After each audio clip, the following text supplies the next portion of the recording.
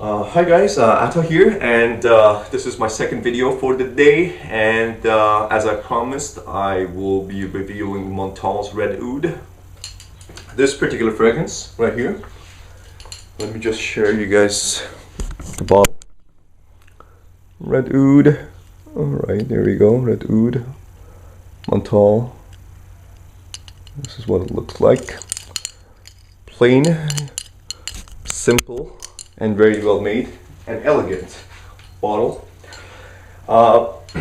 This review, I apologize guys, is going to be a little bit longer than my typical reviews, I believe. But I think there's some information that I'd like to share with you guys, which I think you might appreciate. So Oud is not known to many people, actually. I talked to quite a bit of my friends, and a lot of them are into fragrances, but not many of them have experience with oud, and you know, they don't know what oud smells like. Pure agarwood, which it's tough to explain it actually. It doesn't smell like this fragrance or any other oud fragrance. The pure agarwood has its own very specific smell, but when oud uses fragrances, it could be annoying, it could be appealing, it could be animalic, it could be floral.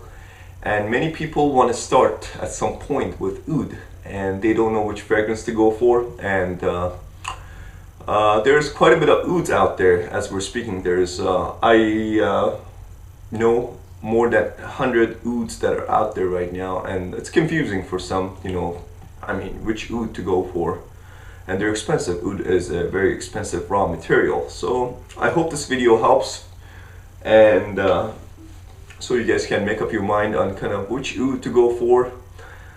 And my recommendation is this particular oud. There's, as I said, there's more than 100 ouds out there, and if you guys are starting to, you know, get your nose, or if you're interested in finding out and owning an oud fragrance, this would be my recommendation and my advice to start with this particular fragrance. Don't buy a bottle, buy a sample off Lucky Scent and give it some wearing. If you like it, go with this one. I highly recommend this particular oud. Anyways, the other thing I wanted to mention about the House of Montale is that they are the pioneers of oud fragrances, and I do have quite a bit of respect for them and the fragrances they make, and they started all this. So props to the House of Montale. The other excellent thing about this particular house of fragrance is that they use these weird looking bottles. Actually, if you look at it, you're like, what is this? And this is aluminum. This is made of aluminum, and aluminum is one of the best ways of preserving your fragrances. So there is a couple ways of preserving your fragrances. The number one and easiest one would be to keep them away from light. Number two would be to keep them in cool temperatures between 4 to 8 degrees Celsius, depending on what type of fragrance you have, or cool temperatures. It can go up to 12 degrees Celsius. But number three would be to avoid oxygen, contacting your liquid surface of fragrances. And one of the other best ways to preserve your fragrances is to keep them in aluminum cans, because that's the way it is. I mean, certain notes are very sensitive to certain, material. I guess glass is fine, but by definition, from what I heard, I visited some museum of fragrance preservation in France, and they recommended aluminum as well. And actually, what they do in France when they preserve their fragrances is they take the juice, they dump them in an aluminum container, they take off all the oxygen, and they put argon, gas of argon, and they leave them in 4 to 8 degrees Celsius, which is interesting. I cannot do all those, but I can have an aluminum can, which is fine. I appreciate this. So let's get into this fragrance. I talked a little bit more than what I had to, but I do find these interesting, so I wanted to share it with you guys. So Red Aoud is, I think it was launched in 2007, late 2007. It came out in early 2008, and it is considered, oud floral fragrance. Has quite a bit of florals in here, specifically rose. Let me read this official catalog of Montale have, and let me read you what they say about Red Aoud. So Red Aoud has the highest pepper note in our ouds, laid in a spicy rose cloud with saffron and cumin, on a delicate woody basis of vetiver from Haiti and Mysore Sandalwood. So it's a little bit of information on that, directly from the catalog of Montale. And let's get into this review. So let me just give it one spray here. Okay, so as soon as you spray this fragrance, you're gonna get a blast of pepper. But this is not one of those offensive peppers at all. I mean, you barely smell it, although it has the highest concentration of pepper in any Montale, but there's you barely smell it. But what you get the most is rose, and this rose is not your typical rose. This is one of my favorite roses out there. It's Rose Damascus from Syria, and I really love Rose Damascus, absolute. So this has quite a bit of rose in it, along with saffron, and saffron is a very exotic herb. It's used in various regions of the world. In Spain, they use that quite a bit. In the Middle East, they use that quite a bit. So saffron is very pronounced in this fragrance, and I do get a little bit of oud in the top, but it's blended very well that you don't really pick up as much oud as you pick up in the other Montale. So the oud in this fragrance is very well made and mixed in harmony with the other notes. So yeah, those three are the main notes you get: oud, rose, and saffron in the beginning. And it's very, very potent. This fragrance is very potent. So one spray is gonna project like a beast. It's gonna stick in your hand like a beast. If you wash this with soap and shampoo and stuff, this is not going away. It's gonna stay. So it starts off very interesting, and within about 30 minutes to 45 minutes, it's the rose is gonna tame down. The saffron is gonna tame down.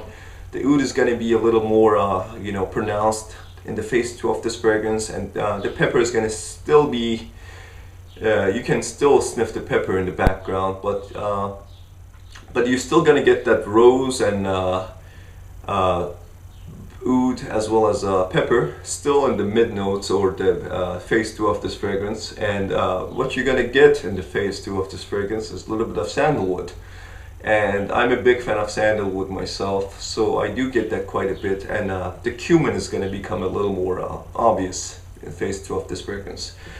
So, but it's not as, again, cumin is one of those notes that not many people dig it. But again, it's mixed very well in this fragrance that you're not going to be, smelling and you're going to be like, oh, I'm picking up cumin. It's not like that. It's blended so well that you're not going to be able to even tell if you don't pay attention.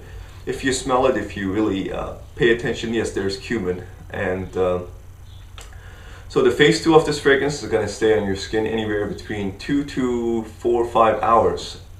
And it's going to project very well. It's going to stick to your skin pretty well.